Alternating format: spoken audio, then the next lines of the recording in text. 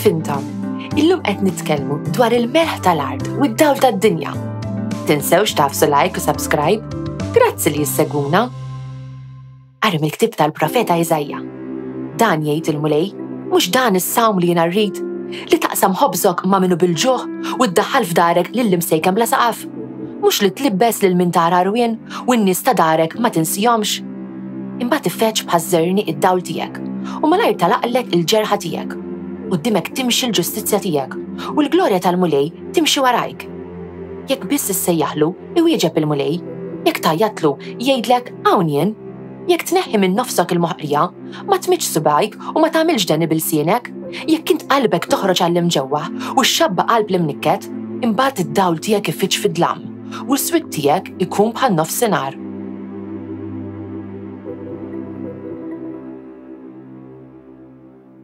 Dawl fid-dlam mifeċċ għat-tajbin.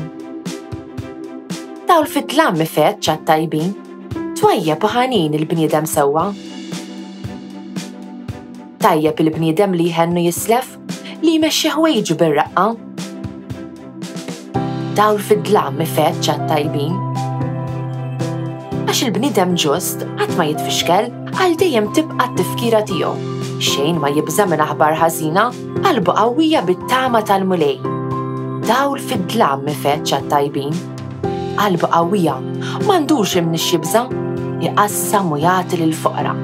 Għal dejjem tibqa' l-ġustizzja tiegħu, rasu merfuwa bil-ġieħ. Dawl fid-dlam mifeċċ għat-tajbin. Qari mill-ewwel ittra ta' San Pawl Apostlu lill-Korinti. Meta jiena wasalt għandkom, uti, ma ġejġ inħabbrilkom il-misteru ta' Alla bi kliem kbir jew għaref. Ma pretendejx li kont naf xi ħaġa foskom, li f'lil Ġesu Kristu u lil dan imsallab. Jiena ġejt għandkom dajjef, imbażża u mriet. Il-kelma u l-predikazzjoni tiegħi ma kinux imlibsa bi kliem qawwi tal-erf, ma bil-wiri tal-ispirtu u l-qawwa. Sabiex il-fidi tagħkom timbena mhux fuq l-erf tal-bniedem, imma fuq il-qawwa ta' Alla. Allelujja, allelujja. Jiena d-dawl tad-dinja jgħid il-mulej. Min jiġi warajja ikollu d-dawl tal-ħajja. Allelujja, allelujja. Qari mill-Evanġelju skont San Mattew. F'dak iż-żmien, Ġesu qal lid-dixxipli tiegħu: Intom il-melħ tal-art. Imma jekk il-melħ jaqta' biex jerġa' jieħu t-toma.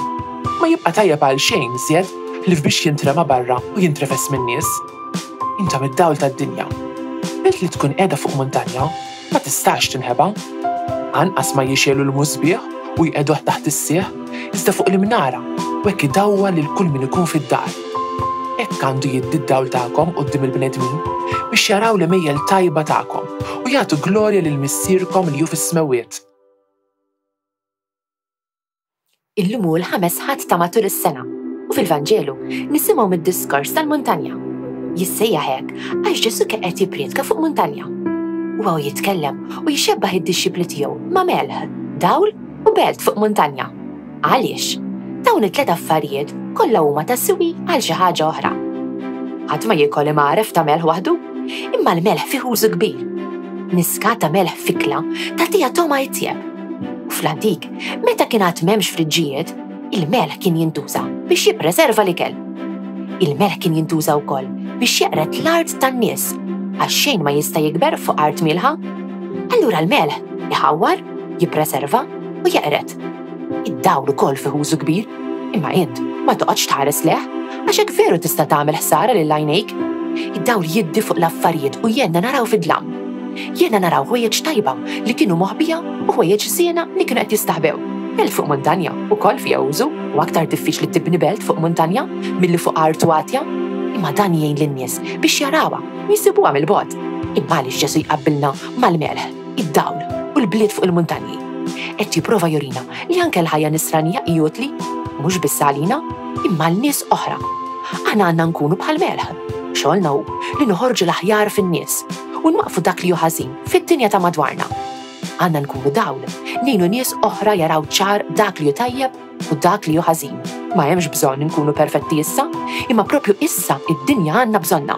Għandna bżonn ta' nies li jieqfu f'isem dak li hu tajjeb u jagħmlu t-tajjeb u li jużaw it-talenti tagħhom biex jgħinu lill-oħrajn. M'għandniex bżonn ta' nies li sempliċement iridu ħafna flus jew ħafna affarijiet sbieħ u ma l-insara li jisom melħ, dawr u bliet fuq il-muntanji li jagħmlu mid-dinja post taħjar.